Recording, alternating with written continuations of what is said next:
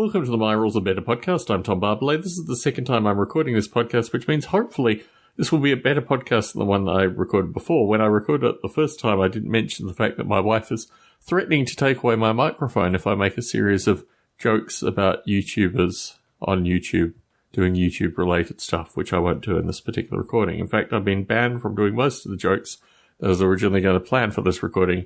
It comes from listener Chris Abbott. He asks me with regards to the new licensing and D&D and my thoughts on this. Now, I release a lot of my stuff under licensing. It's one of the things that you have to do these days, is even if you write open source, you need a license. It's like a license is like a gun of bigger guns. You know, you need a bigger license in order to beat licenses. That's the way it goes.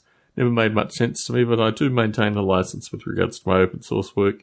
And it is a single clause BSD plus a joke license, which is when I came to actually register myself as an official open source developer, they claimed that the license was bespoke, which I thought was a very interesting term. So as someone who follows bespoke licenses in the creation of their software, I might have a thing or two to say about other people adopting licenses and then having licenses changed from underneath them.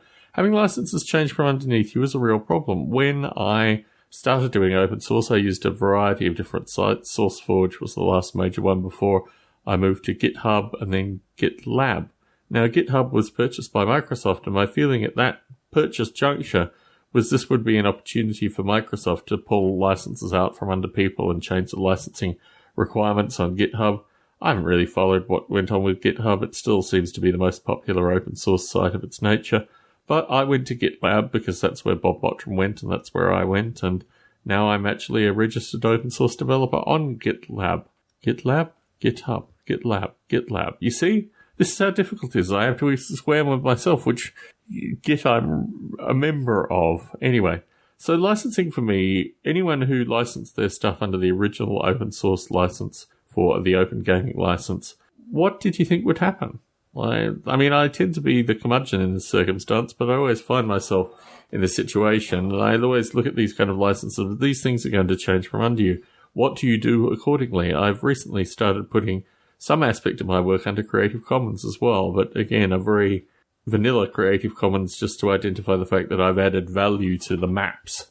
For example, in London 1940, so I use the Creative Commons license for the maps because I purchased the maps and then I added my own value to the maps. And that's the way I do things.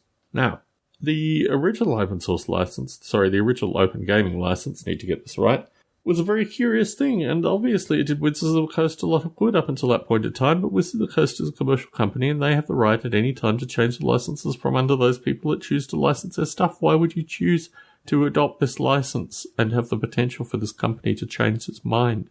That strikes me as just very strange and very curious, and that's where I'm going to leave it, folks. Hopefully a short podcast, but at least something to get an idea out there. Tom Barbalet in Las Vegas, Nevada, signing out.